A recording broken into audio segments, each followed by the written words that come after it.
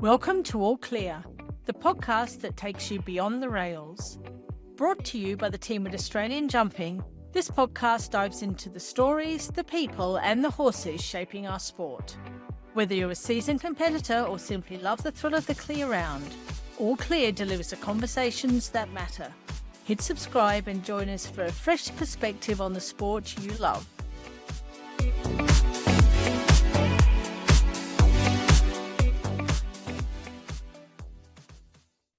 I'm very pleased to welcome Sam Overton as my guest for this episode. Sam and his wife Carly run Overton Show Jumping in Ipswich, Queensland, and over the past few years, Sam has become especially well known for his partnership with Oaks Cassanova, affectionately known as Ed. Welcome, Sam. Thank you for having me. Pleasure. Thanks for making the effort to join us from Tamworth. I know you've had a big drive up there today, so I really appreciate that. First of all, congratulations on your win at Waratah last weekend. It was incredible to watch. It was a lot of fun.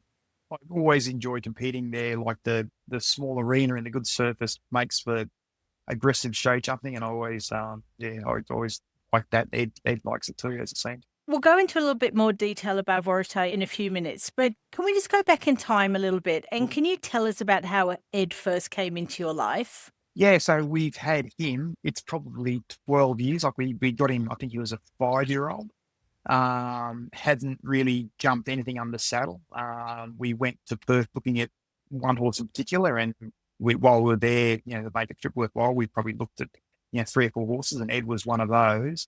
And just straight off the bat, he never been jumped under saddle and jumped the cross rail, jumped the vertical, jumped the bigger vertical. Then he's sort of going, "Oh, do I have to jump this or try and go around it?" Then he had the vertical down, like he hit it, and then jumped another vertical. And the last vertical we jumped, he was top of the wings. And that was like his 6th fence he'd ever jumped. And he, like his hind leg was top of the wings. And then the verticals only would have been a meter, and just freak. And so we thought, right, we bought this horse and then took a couple of weeks to get him from Perth back to home. And as soon as he landed at home, we rode him again just to see if he was going to be the magic horse that we saw in Perth. And he was still that horse, and he's progressed through from something. And I mean, I was an amateur rider back then, and never really had ambition of any sort to get to the highest levels of the sport. And he's taken me over that the next 10, 12 years to the absolute highest levels of the sport, and just been an incredible journey. I was going to ask you if you had any idea the type of journey that you two were going to go on together. And even though obviously you could tell he was incredible when you first got him, still where you guys have been must still amaze Absolutely. you. Yeah, because I didn't know what I was doing. I was an amateur rider. Like I was competing, meter 20 was sort of when we got him, that's the sort of the highest that we were sort of competing at. And then as we progressed through, and he wasn't an easy horse, he was difficult. Then I was learning. I'd imagine if I had that horse again today, that it would probably happen differently or quickly. But we both progressed through, and I can remember.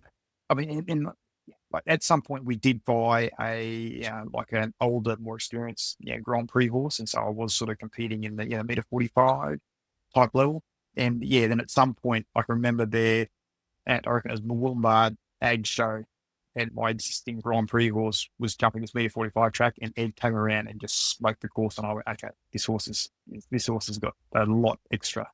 And and that was probably when he was 10 years old. He really has captured all of our hearts. And I know for one, I just smile when I see him come into the arena. And he's not the biggest horse out there, but he's just got so much heart and so much presence. And how would you describe him, I guess, as an athlete and also as a character around the stables? Yeah, I mean, he's he's like around the stables. He love him a bit. He's like a pet dog that wants to hang on to your hand.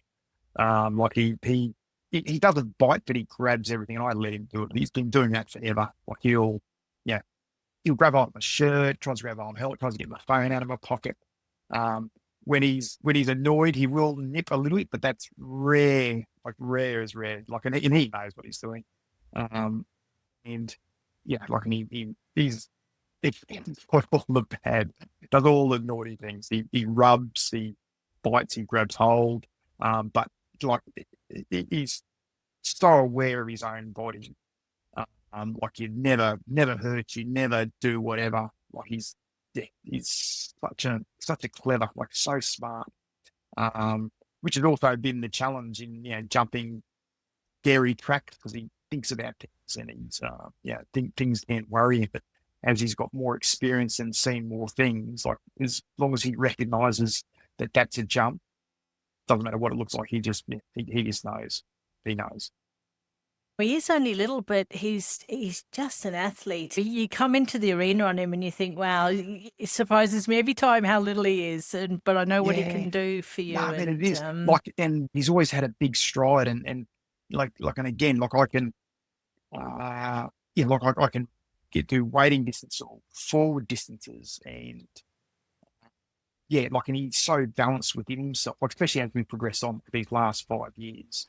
Like you can come around a corner and for me, it's so adjustable. Like you can bear and you're a little bit away and you can just open him up those last two strides and he will take two big strides and stay totally balanced within himself and jump the jump. Like he's so, so he's obviously he can jump in jumps and he's just really coordinated and which has made him incredibly reliable in terms of between rounds, the World Cup qualifier level here in Australia. I mean, it's remarkable. Like he, just not so much stuff not easy, but like when I make mistakes, like we're not perfect by any stretch of the imagination, but he compensates for so many little things.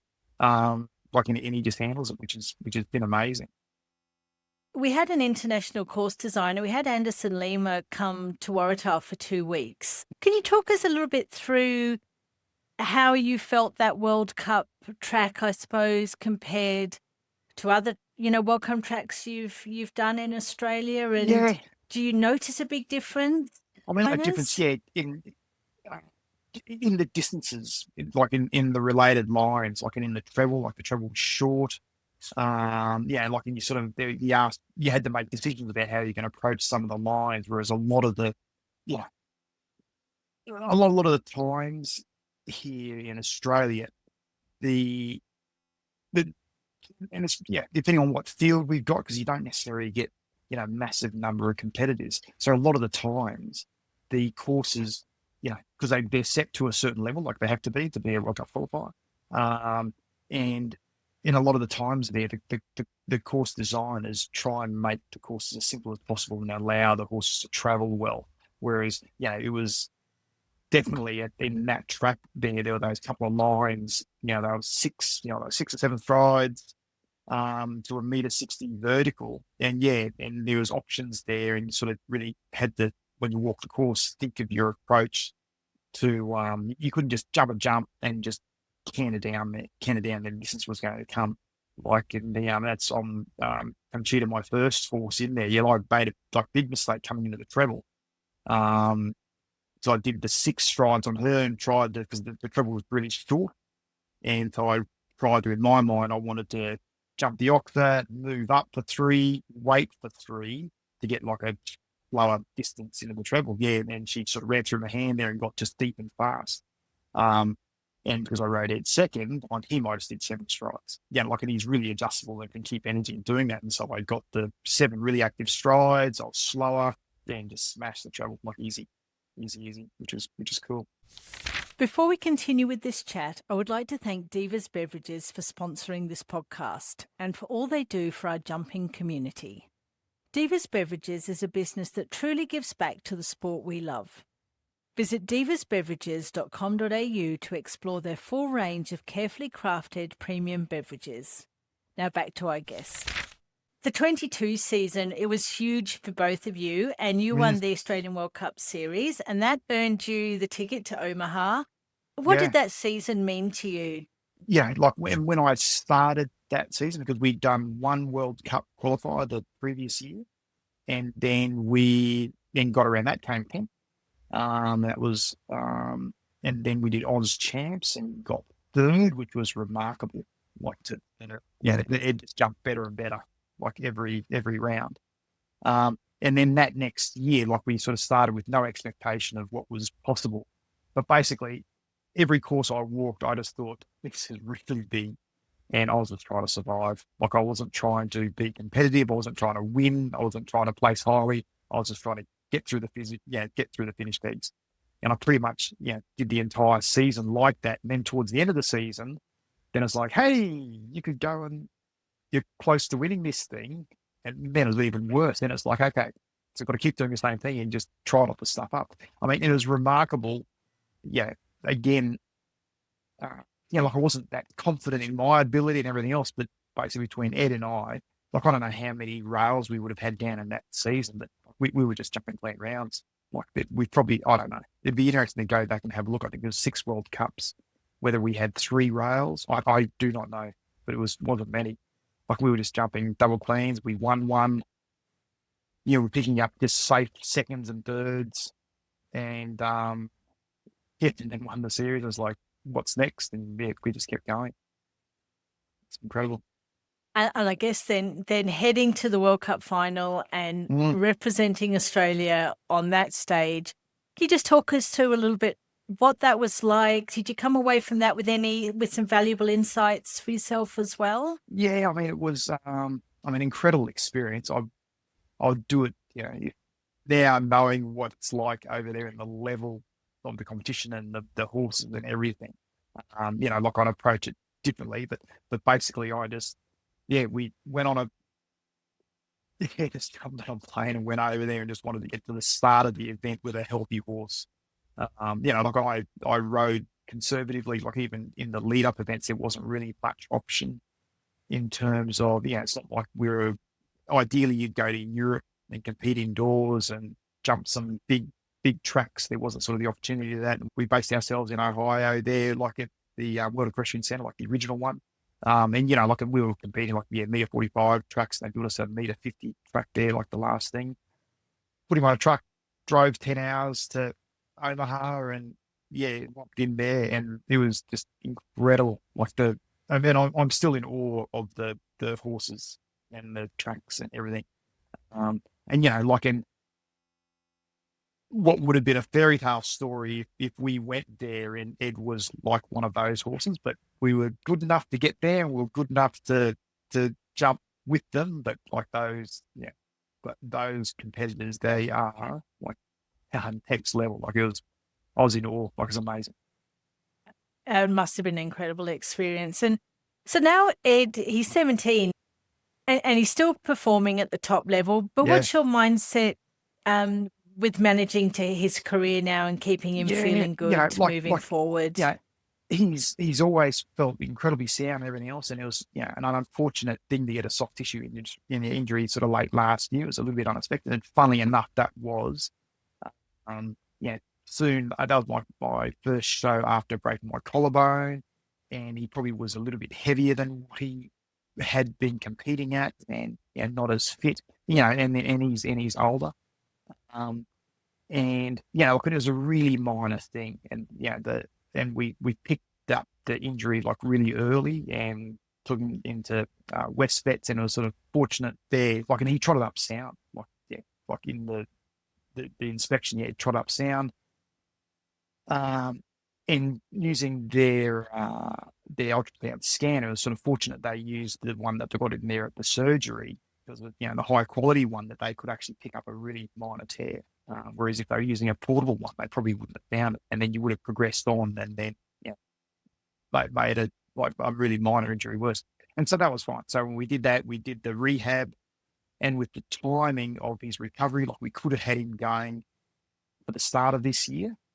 To do the like jumping dressage with the stars, like that World Cup, and like that would have been like the shortest time frame that we were all sort of confident with. But basically, by not doing that one and then aiming for Caboolture, it gave us another 3 months. And so that's the plan that we worked to. And we didn't start him at the World Cup there because it was crazy. You sort of, he's really difficult to ride at home. Like he's really strong, and to jump him at home, he's really strong. And he was probably slightly strong this time round, but when we got to the show, he was crazy. I mean, and that's the attitude that he has. Like he'll see it jump and just just goes at it. Like until the jumps are big enough that he goes, oh, that's a big jump. You go, hey, you got it. He goes, yep, I got it. And he jumps it. But so we canned that idea and went home and did more groundwork. And then our next start was there at Waratah. And we had all our ducks in a row, and he was controllable and manageable and feeling fit and healthy, and that which is awesome. I mean, interesting, like you say, how do you manage that? Like I've really coming back this time, there was he's got 2-degree wedges under his back heels like that because his angles were pretty good, but this makes it better. And then I really make sure to make him as light as he possibly can be. Like when he sort of, like last year, he was competing, he was always around like a 550 kilos. I used to not worry too much if he was like 55 or 545. But we've got him back to like 530, which is like 20 kilos. It's a lot. Like it's a lot of. And he still looks perfectly fit and healthy and happy, and his attitude is happy. But to have him like 20 kilos lighter, like it's worth, it's probably worth 5 centimeters in jump. And so moving forward, I'll just make sure he's fit and healthy and light, and we'll just see what happens. And and he doesn't owe me anything. Like he's done more than what a horse could ever do for anybody in these last 4 or 5 years.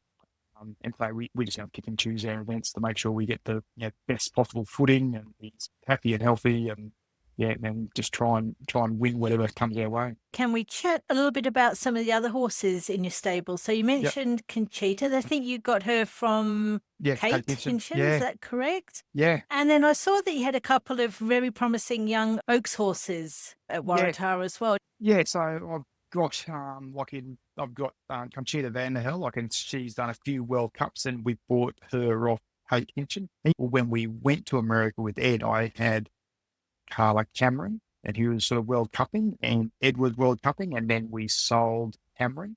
And so when we came back, I was always conscious. I was conscious of having, like another horse coming along, like having a string of horses. Because it's all well and good to have one, fantastic horse. But at some point you've got to have a progression coming through. So that's why we bought Connie, like Conchita Vanderhill.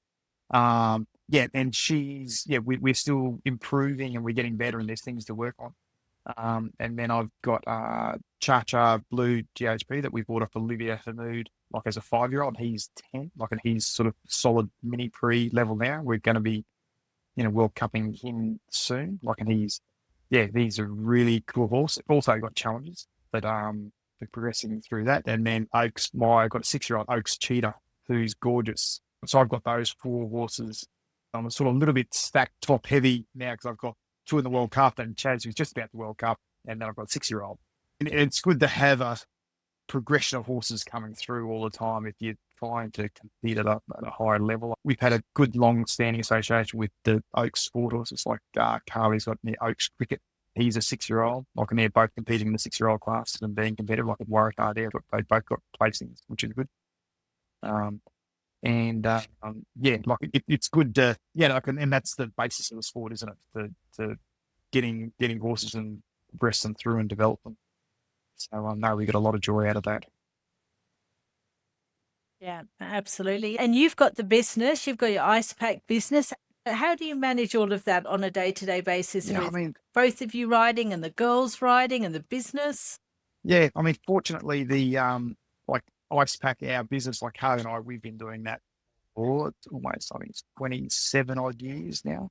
And in the last 10 years or so, it's sort of got to a level that's allowed us the time and given us the financial support to chase our dream of riding horses. So previous to that, there was lots of time and motivation, lots of work at work. And whereas now I probably ride, I ride my horses as much as any sort of professional. Like I've still obviously got a business that I keep my eye on and everything else, but we've got incredible staff. It's a reasonable sized business that pretty much runs for the most part by itself. And, that allows us to put our time into chasing our dream of riding show jumping. So looking ahead for the rest of the season, have you got any specific goals or events that you've got your eye on? Will you be heading down to Willinga? Yeah, I was joking to people that we wouldn't go to Willinga unless I thought I could win it. Then I've won that, so we're going to try and get down there for that. Like we've never been there, and so it's just never lined up. But anyway, so this year we should be there. I don't think we've actually committed to, but I'm pretty sure that we'll make that happen. And then, because we're from Brisbane or Ipswich, Queensland, there's a lot of shows on in this last half of the year, in Sydney and obviously, and in Borneo and stuff. And so to try and do it in Oz Champs, and there's World Cups and there's Stonewall. Like there's lots of traveling that we could do if we wanted to do the whole lot. So we're just going to have to play that a bit, just pick and choose to see what events we target. But it's very, very fortunate to have so many high quality events coming up. Like in the horses that are here at the moment, like just unbelievable. Like the level that the sport's sort of gotten to now is quite remarkable.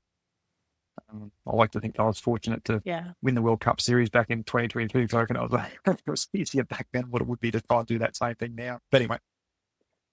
So looking further down the road, what's the big dream? Are we talking World Championships? Are we talking Olympics? Are we dreaming big? Yeah, I mean, if the opportunity, as always, if the opportunity came up, I'd be up for any of those things. It's hard to get, obviously you've got to find that horse. Like you've got to get hold of a special horse, and how do you get that horse? I mean, like Ed's probably a once in a lifetime horse to come across to have the privilege of owning a horse there that's taken me so far. And you think, oh, I just need another one of those. And how do you find one? Like there's no easy, straightforward way to come across another horse like that. And so, you work with the best horses that you can, get hold of, and you do the best things by them. You educate, train, give them a good ride and everything else, and just see what happens. Like like the sport here in Australia, like you look at the highest level overseas, and they're professional riders. They're professional riders, and they've got owners. And these owners are incredibly wealthy and motivated to buy the best horses that they can get hold of to give them to their riders. And so that the top level riders, it seems that they have this continual supply of incredible high level horses. Whereas in Australia, that's not really how it works. You come across that magic horse every now and then, and you do the best thing by them.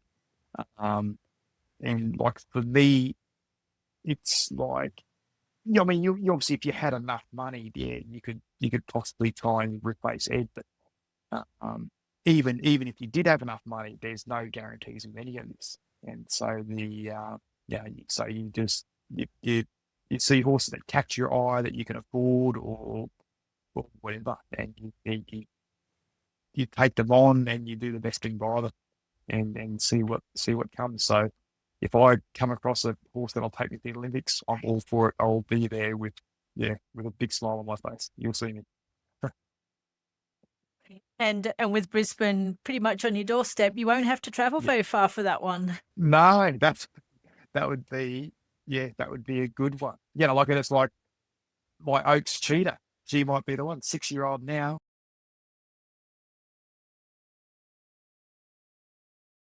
Yeah, 6 or 7 years. Perfect. With so many good horses and riders going for that, which is awesome. That's the fun of it.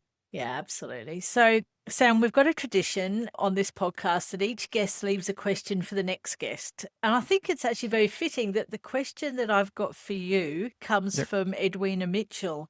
Yep. And she would like to know what you do to wind down and relax after a big show. After Waratah, perfect. We go to Stonewall. and we just chill out there with the green rolling hills, and it's the best, nicest possible way to, have a holiday with your horses for 3 days. So that's what we did there, which was splendid. And so we're just there. There's very few people there, and then Chris is an absolute host. So that was exceptional. Like, and we've done that after Waratah for a couple of times now. And we just love it. So if there's a specific question of how to wind down after Waratah, we go to Stonewall Equestrian, and that's a magic, beautiful place. The horses love it. Like they love it. How can we love it? So, have you got a question that you can ask our next guest? And you don't know who the guest will be, but have you got a question you can ask them? Okay. My question, I'm guessing I'm thinking that this is more directed towards a rider. This was my question, so maybe it won't work for everybody. But I was thinking it was going to be a competitor. And I'm thinking, on the scale of 1 to 10, how good a rider do you think you are? Whereas 10's like the best in the world, and 1 is like somebody that's just starting off in the sport. Like how effective a rider do you think you are, and how much better can you get, and how much more can you learn? It fascinates me how good the best riders are. Absolutely fascinates me. You watch them. You watch them. They are good. Yeah. They are so good.